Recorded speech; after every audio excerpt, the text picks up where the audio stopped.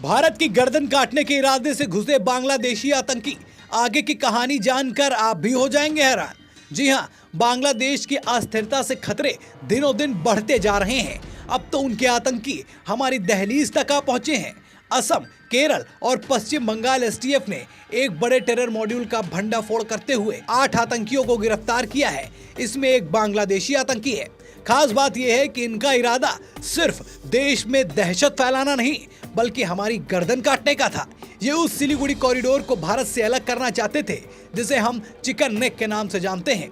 Assam police के special task force ने केरल और बंगाल पुलिस की मदद से इस जिहादी आतंकी मॉड्यूल का भंडाफोड़ किया। देश भर में जिन आतंकियों को पकड़ा गया, उनमें बांग्लादेश का रहने वाला मोहम्मद साद रदी भी शामिल है।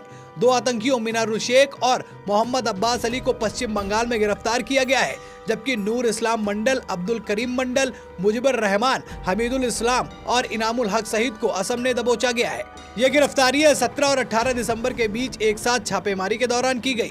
इनके पास से मोबाइल फोन, पेन ड्राइव, धार्मिक ग्रंथ और एक देश से जुड़े आधिकारिक दस्तावेज बरामद किए गए। लेकिन पूछताछ के बाद बंगाल एसटीएफ ने जो बातें बताई वो डराने वाली थी। बंगाल एसटीएफ ने बताया कि इन आतंकियों के निशाने पर सिलीगुड़ी कॉरिडोर था, जिसे हम चिकन नेक के नाम से भी जानते हैं। चिकन नेक, जिसे सिलीगुड़ी कॉरिडोर के नाम से भी जाना जाता है, ये सिलीगुड़ी शहर के चारों ओर एरिया है और 22 किलोमीटर के दायरे में फैला है। ये नॉर्थ ईस्ट के 7 राज्यों को भारत से जोड़ता है। इसे आप नॉर्थ ईस्ट के राज्यों का प्रवेश द्वार भी कह सकते हैं।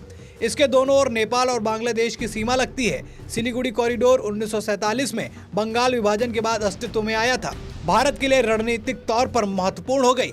यहीं से भारत की सेनाएं चीन पर नजर रखती हैं। चिकन नेक पर इंडियन आर्मी, असम राइफल्स, पश्चिम बंगाल पुलिस और एसएसबी की कड़ी निगाहें रहती हैं। चिकन नेक पर चीन की वर्षों से निगाह है। बार बार वह इस इलाके के नजदीक आने की कोशिश करता है। 2017 में डोकलाम विवाद भी चिकन नेक पर कब्जे की मंशा को लेकर ही हुआ था। चीन मनमानी तरीके से यहाँ भूटान के इलाके में सड़क बना रहा था। जब भारतीय सैनिकों ने उन्हें रोका तो लड़ाई पर उतर आए, अपनी सेना का जमावड़ा बढ़ा दिया। भारत ने भी तब करारा जवाब दिया था और अपनी सेना उनके सामने खड़ी कर दी थी। खतरा इसलिए ज्यादा था कि अगर चीन भारत के इतने करीब आ जाता तो हमारी जमीन पर निगरानी रखना उसके लिए आसान हो जाता। इसी इलाके से हमारे सैनिकों को भोजन, पानी और हथियार, गोला बारूद भेजे जाते हैं। इस वजह से आप इस जगह की अहमियत समझ सकते हैं। अब सवाल उठता है कि आखिरकार इन आतंकियों का मकसद क्या था। दरअसल पकड़े गए आतंकियों का इरादा देश भर में स्लीपर सेल बनाना, नए आतंकियों की भर्ती करना और इसके जरिए पूरे इलाके में हिंसा भड़काना था। इनका मकसद सांप्रदायिक तनाव पैदा करना था, ताकि इन्हें उन इलाकों में बवाल करने का मौका मिल जाए। इनके पास से मिले दस्तावेजों से भी इस बात के पुख्ता सबूत मिले हैं। एसटीएफ ने इनके बांग्लादेश और पाकिस्तान के आतंकियों से कनेक्शन की भी खोज निकाली है। इनके पेनड्राइव में बातचीत के सबूत हैं। स्पेशल डीजीपी हरमीत सिंह ने बताया कि इनके पास से बांग्लादेशी नेशनल कार्ड मिला है। तकनीकी साक्ष्यों से पता चला कि ये हाल के महीनों में बांग्लादेश और पाकिस्तान के अपने आकाओं के संपर्क में थे। ये लोग हथियार, गोला बारूद हासिल करने के तरीके तलाश रहे थे ताकि दंगा भड़का सके। लेकिन इनके मंसूबों पर भारत के सैनिकों ने पानी फेर दिया। भारतीय सेना के लिए कमेंट में जय हिंद लिखें, वीडियो को लाइक और शेयर करें। चैनल पर नए हैं तो चैनल को जरूर सब्सक्राइब करें। फिर मुलाकात होगी एक नई खबर के साथ। इस खबर में इतना ही, तब तक के लिए धन्यवाद।